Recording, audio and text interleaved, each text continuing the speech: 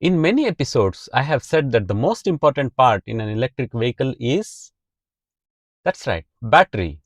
And it's only appropriate that we all know basics of how battery works. And today's episode is exactly on that topic. Hello everyone, welcome to the greenNClean YouTube channel. My name is Vittal.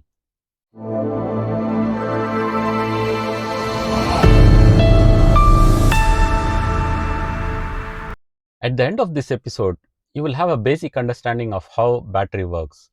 But I don't want this to be like a great scientific explanation of how battery works. That's not my intention. I want to present it in such a way that a common man understands how the battery works.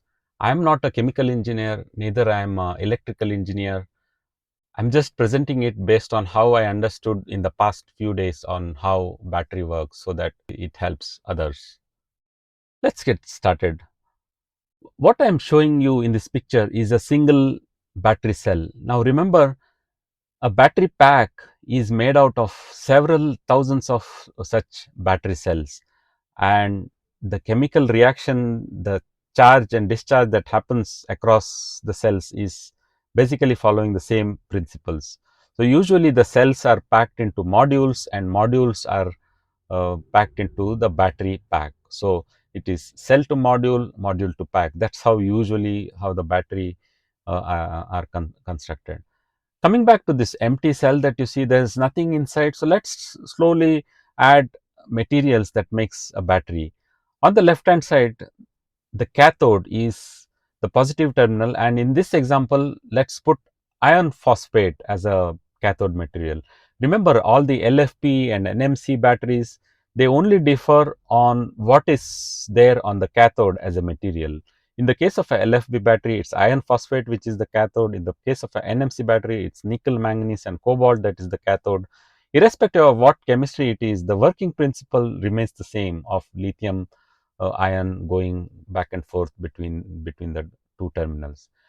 On the right hand side, let's put anode, which is graphite. Anode is usually some sort of a carbon compound, whether it's NMC or LFP, it's the same sort of chemistry on the anode, only the cathode is differing. And between cathode and anode, there is something called as electrolytes. Electrolytes are usually iron salts dissolved in some sort of an electrolyte solution. This electrolyte facilitates movement of ions across the terminals, which we will discuss in a while. Now, in a real life scenario, cathode and anode are not separated by such a huge distance. I am just drawing it for the purpose of explanation. They are usually, anode and cathode are usually packed together, and they should not be coming in touch with each other, because if it does, then there's going to be a short circuit inside the battery. So to separate out, you have some sort of a material that separates cathode and anode and make sure that they don't meet at any given point. Now, the material of the separator is such that it facilitates movements of lithium ions. We will discuss that in a while. So essentially, this is how the battery looks. So you have cathode, which is the positive terminal, anode, the negative terminal, electrolytes, and then the separator. But where is lithium in this, right? And that's what is shown in the next picture. Lithium is injected into the battery, and usually they are injected and then they are done, they are charged for the very first time, called as initial charging. I'm taking the example of a fully charged battery here. So you can see lithium on the anode side, the right hand side, the negative, on the negative terminal. Now, this is a lithium atom. It's not a lithium ion yet, because it still holds electrons. So you can see the little yellow bubbles inside this battery. So that represents electrons with a minus sign. So lithium is still an atom, it's not an ion. In this example, the battery has a electropotential difference. So the anode is at a higher electropotential and cathode is at a lower electropotential. So the lithium wants to balance this cell and wants to move from a higher potential to a lower potential, just like how water flows from a higher altitude to the lower altitude. But lithium cannot move through the electrolyte yet because it is not yet charged. It wants to, one of the characteristic of lithium is that it wants to give away the electrons and wants to become ion, but it cannot do so in this example. In order to make this happen, we should connect the two terminals with a copper wire or something that conducts electrons. So, if you connect anode and cathode like this, by the way, I am just showing it for the example. Please do not connect battery terminals like this, because you are kind of shorting the two terminals, and if you do so, the battery will be discharged very quickly. There will be heat generated and other results, but just for the example I am showing this. So, if you connect the copper wire across the two terminals, then there is a path for electrons to move from negative to positive, and when electrons move from negative to positive, it generates current. So, as you can see in this picture, lithium atom happily gives away the electrons and it becomes lithium ion, Li plus, and the minus electrons, they flow through from negative terminal to positive terminal, producing current.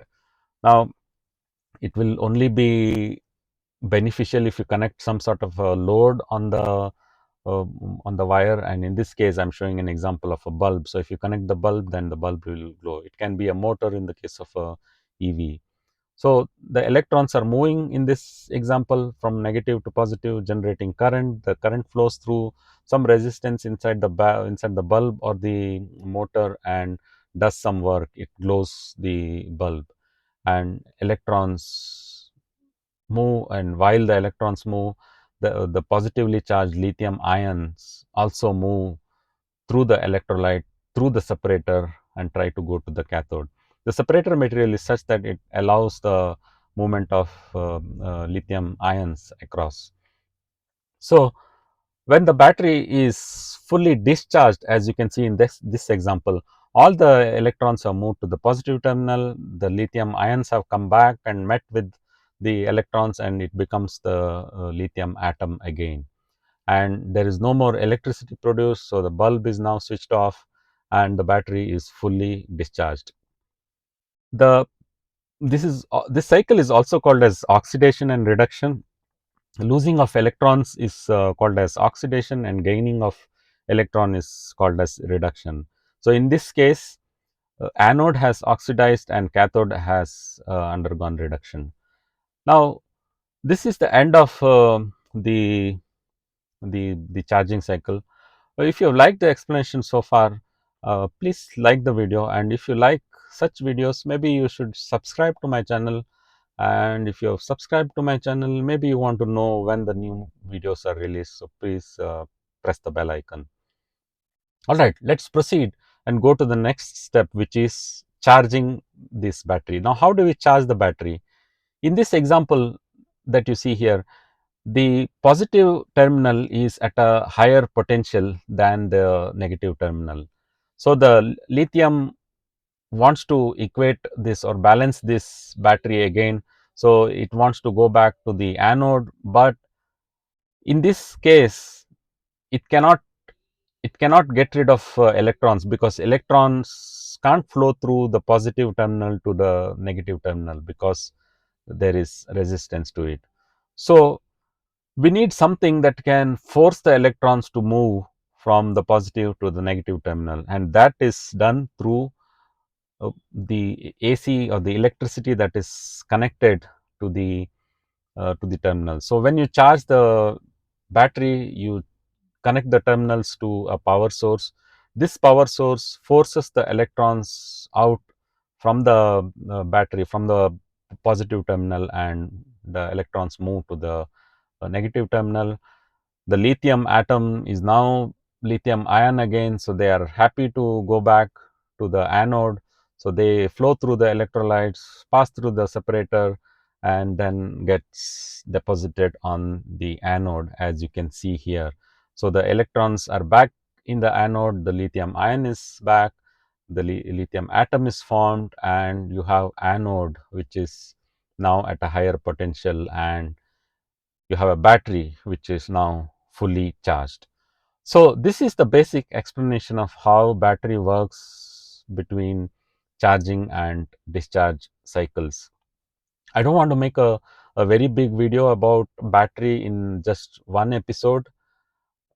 In the next episode, we will talk about why batteries degrade, because if the lithium ion can move between cathode and anode, and the electrons can move through the external circuit repeatedly, then why can't this happen perpetually forever, right? And why do batteries degrade? So that will be the topic for the next episode. I will stop it here, and I hope you liked this video. Thanks a lot for watching. See you again in other episodes.